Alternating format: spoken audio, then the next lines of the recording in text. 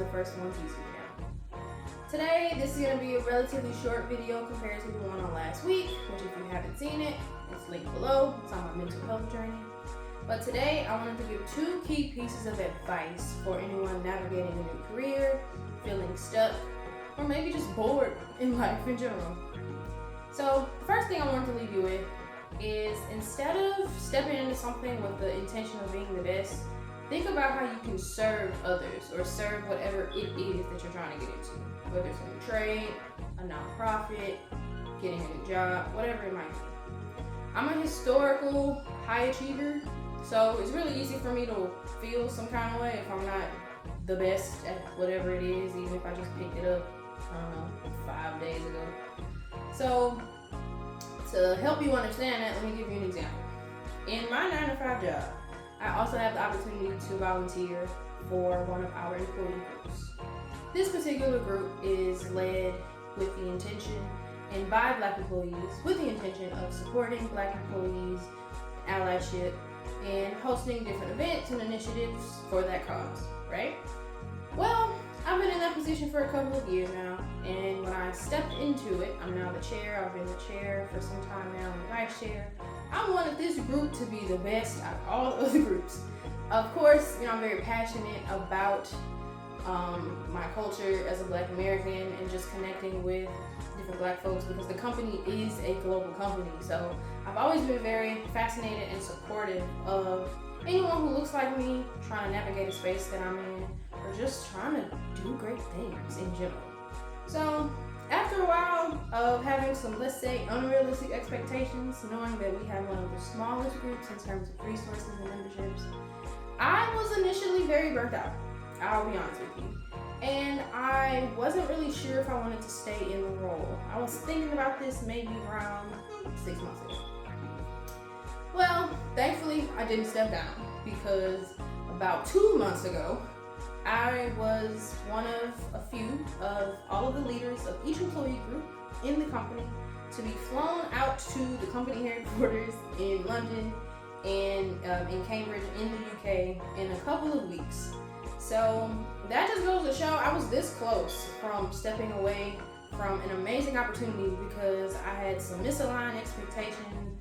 I just kind of wanted to have the best group, and I completely forgot the reason that I joined in the first place. Because I wanted to serve my community, especially in a place where I'm working 40 hours a week, spending a lot of my time, a lot of my livelihood, and I completely missed out on that for a while. Which then, if we take it to now, like I said, I was so close to missing out on what's going to be the life-changing experience for me. This is my first time going outside of the country. This is the farthest that I've ever been from home, so this is another first of many milestones. If you know, you know. And I'm just really, really grateful and honored for the opportunity. So remember, if nothing else, think about ways to serve an organization. Or step back. If you get caught up in it, we all do, step back and remember your why. It's the absolute most healthy mindset that you can have when you're starting anything.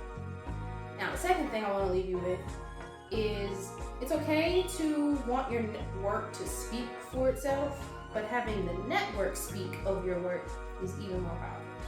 And what I mean by that is, in my regular part of the 9-to-5, the part I'm actually paid for, so we're not talking the volunteer capacity that I'm in. My role is pretty technical, but it also has a balance of soft skills. So as what you can call a technical sales engineer, it's my job to represent the company in terms of what our products can do, because I do work for a software vendor, and help advise the customer on whether or not they should do business with us based on the facts of what the software can and can't do, right? And I've been doing that for a while now. And recently I've started to kind of branch out and help out with other initiatives. I won't say too much about it because we haven't fully announced it yet. I want to make sure I stay on the good foot there. But due to my work, the network that I've built, and having a work ethic and proven results of helping clients, helping our company drive toward our goal of selling great software that helps everyone do really great things, I've been personally invited to a flagship event that's normally in San Francisco, at least it has been for the past few years. But this time I've been invited to the one that's taking place in Paris, France in October. And again, not just because of letting my work speak for itself, but because someone actually asked for me by name. Like, I'm still kind of wrapping my head around that. I did just receive this news this morning that I've been requested to go. But I'm absolutely grateful, blessed, definitely. And it's another testament to how much time I put in thinking about, okay, I have to make sure that I do my best. And then the best happens, and then someone speaks of it and the connection that I made along the way to get me here.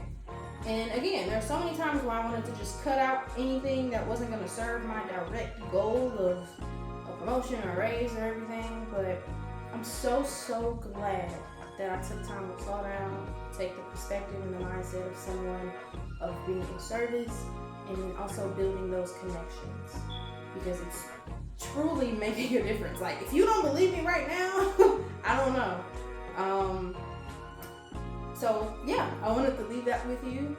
If nothing else, get to know your colleagues or anyone trying to start a business. If you're trying to start a business and someone else is too, don't necessarily take that as competition. You two can help each other. There's a saying, there's enough out here for everyone to eat, which just means there's enough success for everyone to have. And I'm not saying you have to bare your soul to somebody you just met. I'm not saying you have to, step outside of your actual personality. But it's okay to know a little bit more about your coworkers other than their name. And it's okay that they know that about you too. So follow for more tips, like and subscribe. And of course, I will keep you posted on my trips as they come along. But yeah, make sure that you take these pieces of advice, because I promise this combined will help you take more chances, and those chances will mean that your name gets called one day for something really, really great, just like mine. So, if no one else has told you today, I love you, take care of yourself, and I'll see you soon.